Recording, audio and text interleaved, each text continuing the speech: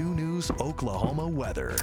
Radar is quiet at this hour. Looking on dual Doppler radar, you'll find that earlier this morning we had a few showers and isolated storms across southeast Kansas.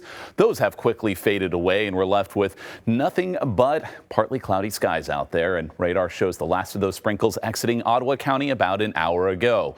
As we look at the impacts of rainfalls over the weekend and into our Monday, Illinois River is flooding at the moment. This would be near Tahlequah, and the gauge there is about 0.6 feet above flood stage, so just a minor level of flooding, which we are not, it's not uncommon to see that this time of year.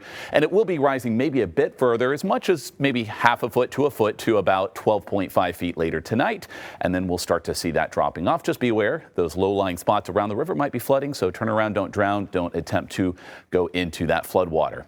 Now on the Bob Hurley RV Weather Camera Network, the sun is shining. It's a muggy day, 87 degrees, and that dew point, we're feeling that humidity right now with ample moisture in the air. Thankfully, there's a nice south breeze to offer some ventilation.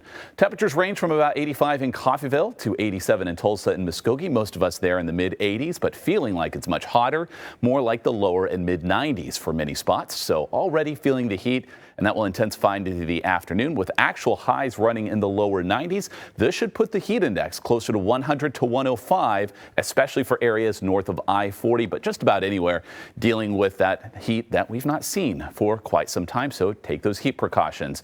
This evening, maybe you have plans to head out to $2 Tuesday. Brought to you by 2 News Oklahoma. We have temperatures that are going to be warm out there.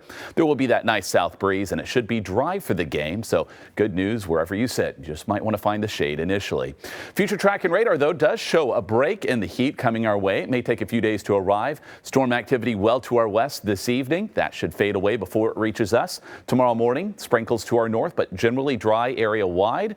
As we move into your Thursday, though, we're going to notice that next cold front pushing closer. That will be a focus for afternoon and evening storm development. Those storms may end up being severe as they form along that boundary, and that could set up anywhere from southeast Kansas to maybe as far south as I-44 as depicted here. And that puts a lot of green country in line to see some rain and thunderstorms that evening, and then that could linger into the start to our Friday. Much of that rain, though, would be south of I-40, likely at that point.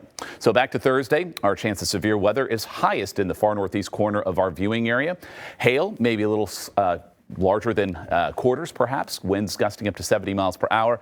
That threat is a touch lower further south and west, but still a risk. Those storms could still pack a punch. That is our highest chance of rain there on Thursday evening. We see that go back down just a little bit towards the end of the week, but we'll start to see increasing rain and storm chances. Might get another complex of storms over the weekend. That could provide a limited risk of severe weather and a whole lot of rain, because as we look in the next 7 days, many of us may receive 1 to locally 3 or 4 inches, and that could aggravate the flooding situation in some spots.